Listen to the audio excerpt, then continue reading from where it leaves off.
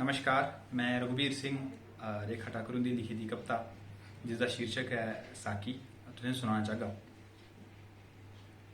की बदली दा जोका साकी, दिन ना लारा फोका साकी, सुट छटाकी इत पासे भी साड़े पे दा सोका साकी, की बदली दा जोका साकी।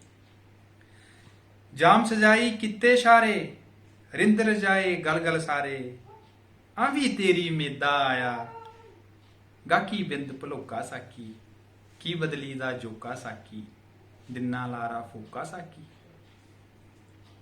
जाम मता नहीं भरना मेरा, बस एक कम तू करना मेरा, गम दे संकल्प भन्नै जेड़ा, जाम बनाना ओका साकी, की बदली दा जोका साकी, दिना लारा फोका साकी।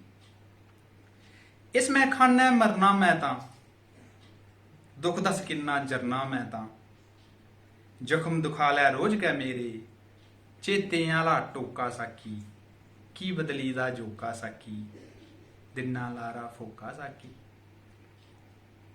दुखें ऐसी तैसी कीती, तां गै इत्त मलूकी दित्ती, तेरे बाचा कीम भी मेरा, होर सुना हां कोका साकी, की बदली दा जोका साकी, दिना लारा फोका साकी,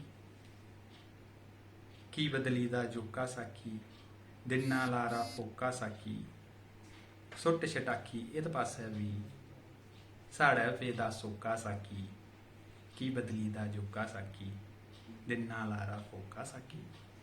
नमस्कार।